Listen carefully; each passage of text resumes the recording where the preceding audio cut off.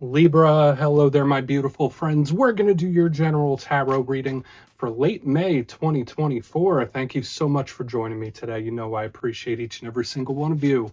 So let's get right down to business as always and start you off with an oracle card here, just so we can dip our toes in the energy and see what's happening for the lovely Libra collective. Hope you're all doing fabulous and fantastic, my friends. Let's get it going here. My gods and spirit team, talk to me. What do we got for these lovely Libras in late May? What messages, energies, insights, all that good stuff. And yeah, we're just going to take a real quick look at this first card. Then we'll get into the full reading itself. And at the very end, I'll pull you a bonus card from the Shadowland Tarot just to see what might be in the shadows or what shadow work you can lean in on, which is always interesting. But let's get it going here. Let's rock and see what we got for Libra. Please, in late May, let's get this first card going for my friends. Please and thank you.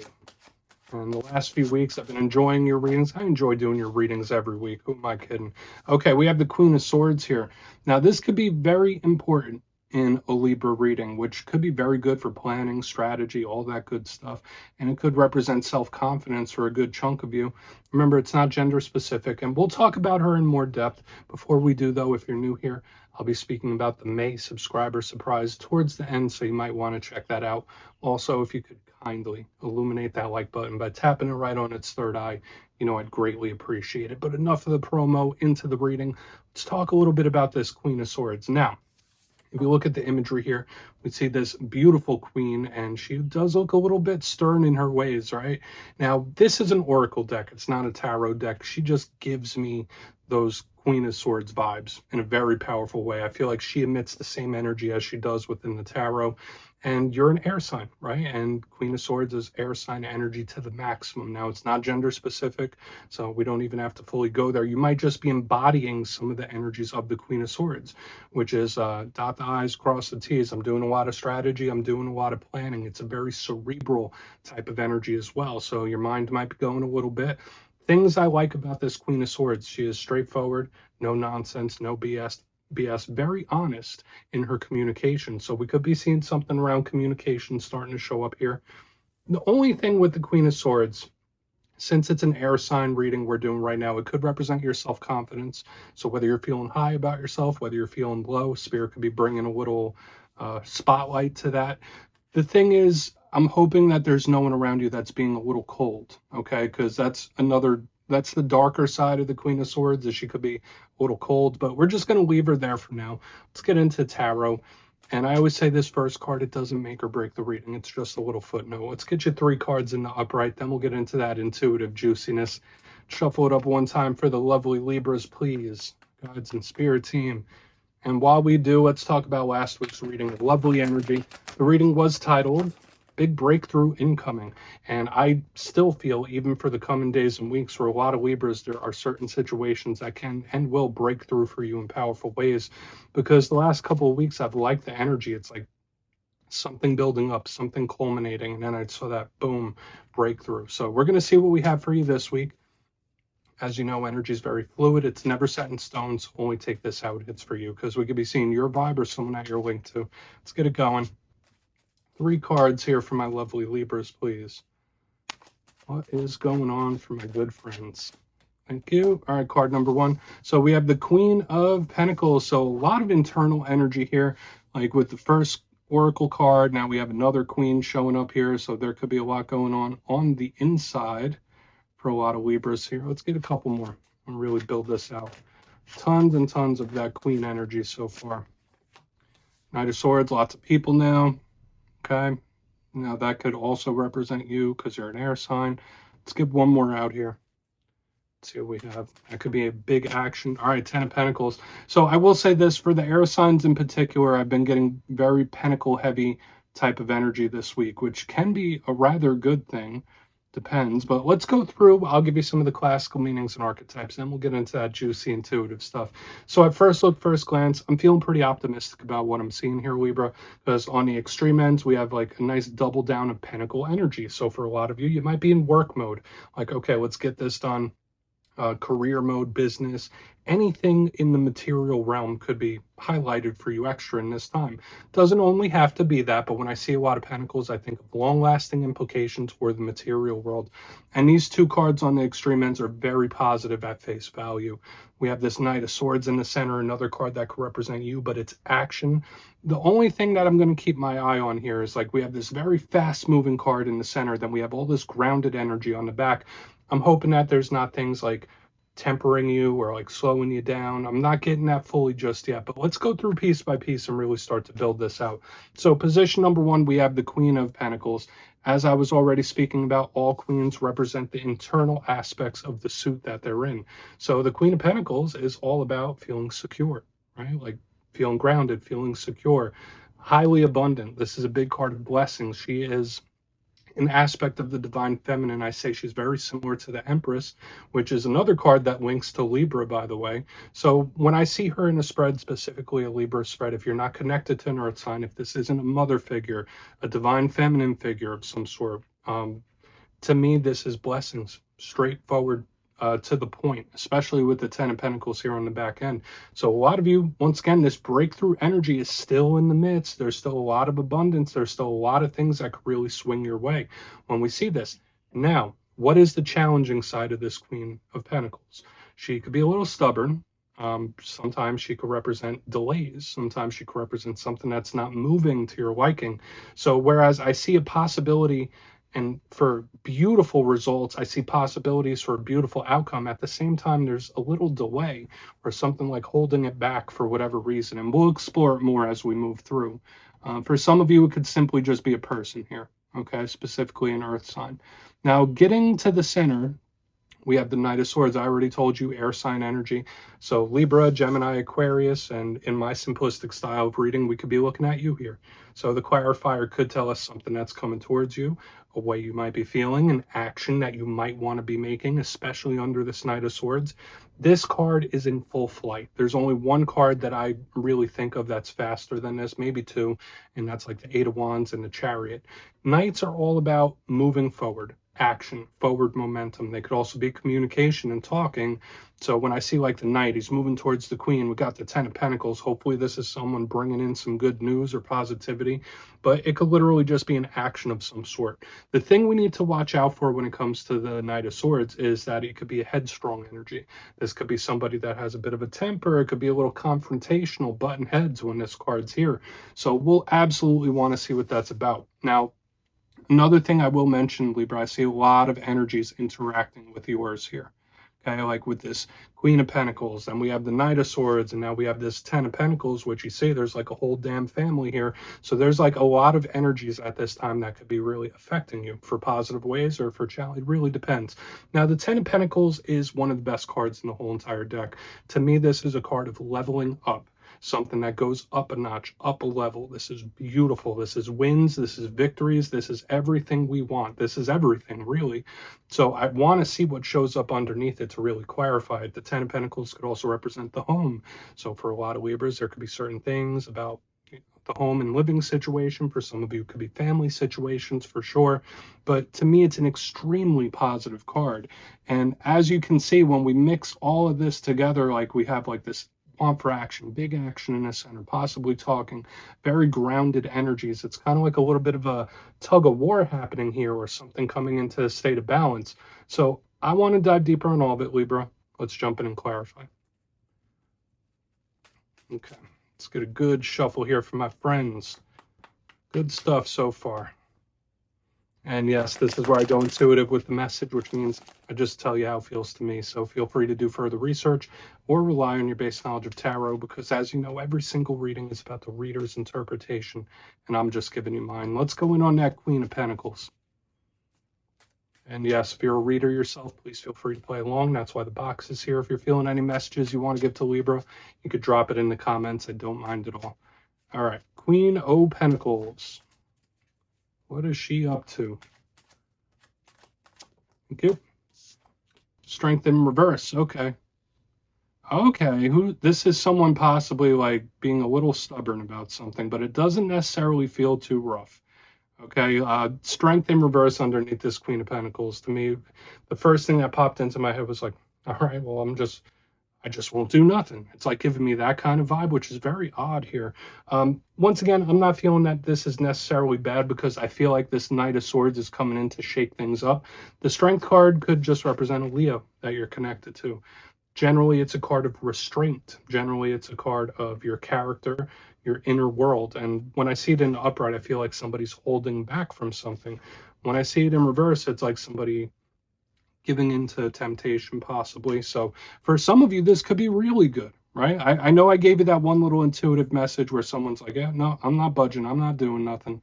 It is what it is. But another vibe I'm getting here is someone enjoying themselves, like giving themselves permission, like, I deserve this. I deserve this. I'm going to enjoy myself, which could be a really good thing, especially like with 10 of Pentacles coming on the back end. So, like, listen, if you've been through a trying time recently, listen, make time to enjoy yourself, right? I mean, you're ruled by Venus, Libra, and life should be enjoyable. Okay, that's just the vibe I'm picking up. This could be really good. This could be really good, but watch, especially if you're dealing with a person that is like extremely stubborn and set in their ways. Let's keep moving forward. I'm not getting like a huge warning or anything like that, but let's see what's up with that Knight of Swords. See why that Knight of Swords is here, please.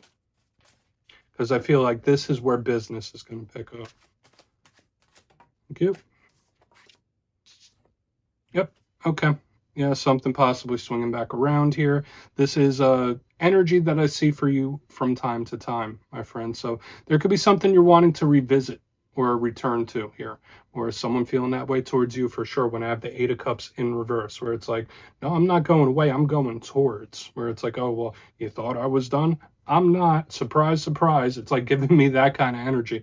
Like, all right, well, just when you thought I was out, I'm back in. It's like giving me that vibe.